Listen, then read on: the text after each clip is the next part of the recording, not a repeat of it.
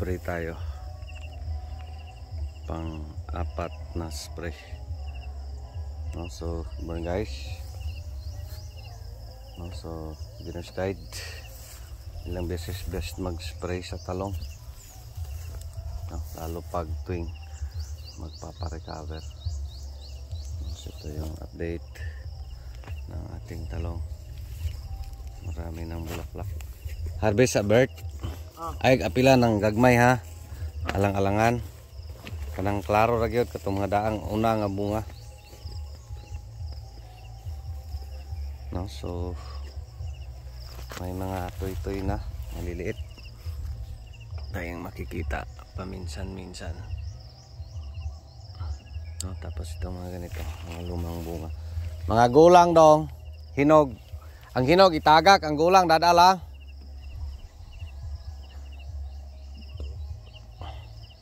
No, so may progress.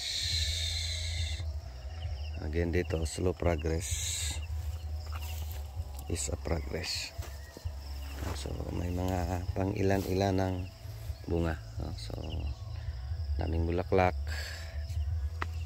Tapos may mga maliliit ng bunga. Ganito, paminsan-minsan. Mga magaganda na. No, so green na yung calyx. Kasi nakontrol na natin itong thrips at mites, no? So dating puro ganito. So ngayon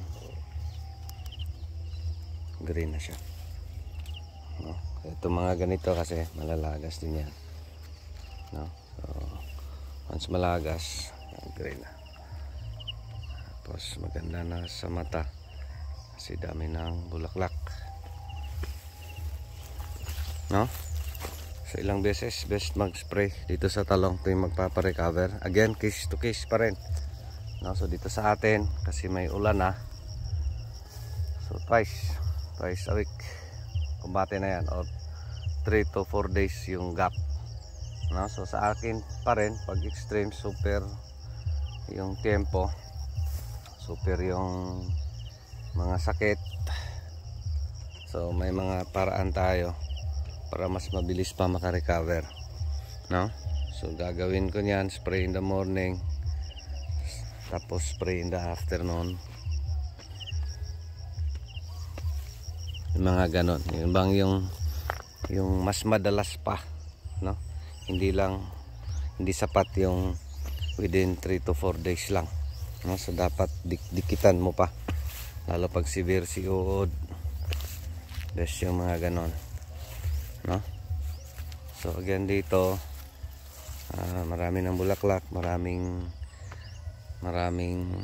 mga bagong sanga, mga magagandang talbos. So yan yung progress, no? So ito ay pang apat na spray. Ni-spray natin ngayon, foliar, Nutribant, half kilo, Kotitso 120 ml, fungicides, Galileo 120 ml, plus Mitomil 100 grams. Dito yung ni-spray natin. Ito Nutribant, tapos ito Kotitso, tsaka Galileo, wala nang label, no? Plus ito Mitomil, ano lang to, generic Mitonix na mas mura, 105 lang yung 100 grams, no? Ayan na. So pang utan, larot-larot lang, napalabig larot, di lang tagak ang bunga at bulak, no? So ito yung progress ng ating talong. Kasi ito yung mga late natin sa pagtanim, no? So yung mga bunga sa unang bunga, ganito yan, yung mga ano sa trips saka mites, kaya pangit, no? So after makuha nila yung bungang nauna, pang ulam na yan, pang ulam na to. Hindi rin to maubos-ubos pang ulam, kunti lang naman din tong tanim natin. Tagak na bin, basta hinog. Pero isa daw marot og ulam bin. Hindi marot og ulam marot no? So, tapos may mga maliliit ng toy-toy. Minsan-minsan. Kasi kadalasan is ano pa, bulaklak pa. May mga bumuka na, no? Ayan yung development. So enough ba yung spray na every week dito? Again, hindi kaya. No? So yung may mga nag-ano sa atin, sir. Ano na ako? Nag-exalt na ako. Extremes na yon, pang-uod. No? Bakit marami pa ring uod? So tanong ko, ilang beses ka ba nag-spray? Ano sir? Once a week. Ano sir? Twice a week. Ano sir? Twice a month. Ano? Yung twice a week, yung recommended talaga. No? Kayang-kaya niya puksain. That's yung pinaka-minimum. But again, may iba pa ring paraan. No? Yung frequency. Laking tulong. Ito yung magpapa-recover. No? So dito sa atin, based sa nakikita natin, ay carry lang yung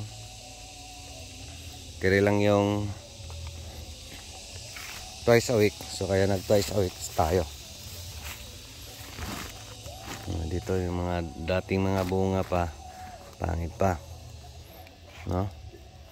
So next succeeding na mga bunga ay okay na yan. So ito mga sumusunod, mga magaganda na, no?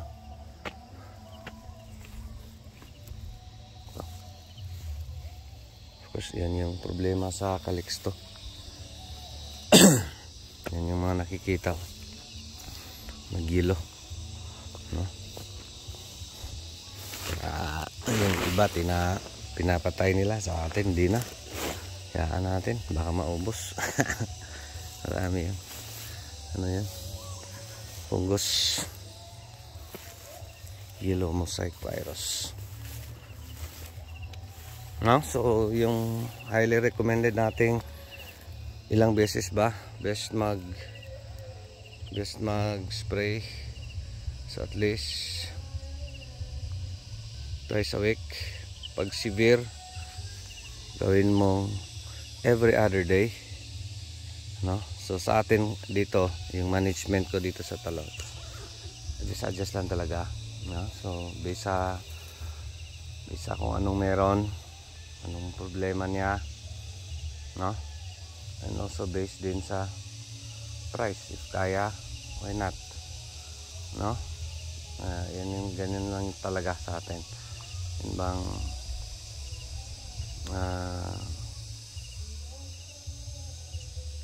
yung kakayahan sa tanim, doon tayo mag-base, no? Sa paggasta, di rin pwede basta-basta, no? So depende talaga, no? So minsan din yan bang makikita kasi mo yung trends, no? Based sa panahon. Kung makikita mo na yung panahon na extremes, pwede mo yung paglalaruan. Sige, sugalan ko to, no? Yung mga ganon. Pero hindi rin yan assurance, kasi iba-ibang area, daming nagtatanim. So dito sa farming talaga, kung titingnan mo, sakpat-sakpat, tsamba-tsamba lang based sa panahon. So sa atin is at least mayroon tayong mga paraan paano laking ambag na, no? So maganda na to sa mata, daming bulaklak dito kasi sa talong, from bulaklak to bunga, unlike sa ampalaya na yung bunga ay bunga, yung bulaklak ay bulaklak, no? So tapos spray tayo today. Ano lang again dito, 1 drum lang yung maubos natin per spray, no? Ano lang to, 1-2 hills. Pareho lang to, they're recovering, no? Dating ganon, dating puro ganito. So ito na siya ngayon, no? Medyo green na tingnan. Dati wala, yellow yellow. So since may mga bagong talbos, ayan, medyo green na. Tapos meron tayong pang ulam today. Yan yung first nating selection, no?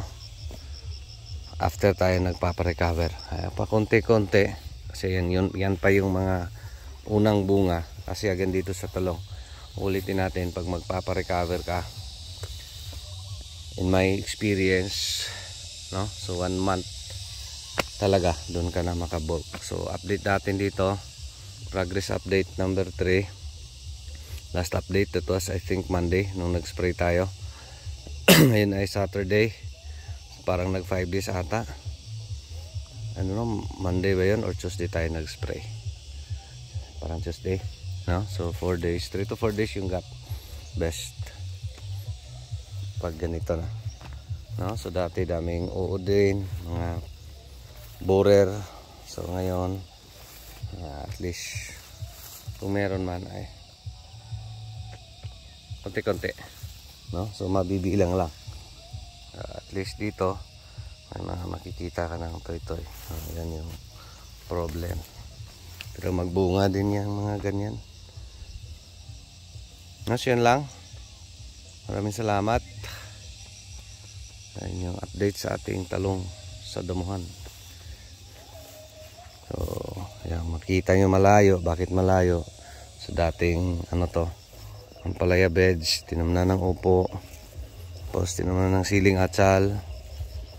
May siling panigang pa. Tapos ayan. Yan, shoutout ni Abay Milbert. Yan silang guys. Ito pa rin si Jupila Farmer, anak ni Matoy, ang farmer nga gwapo. So ito, may kahibalo pa nagsaba. Kay manoon pa ko. Dagang salamat. And good guys. Thank you Lord. No, so mga pang ilan na mautan. God bless everyone.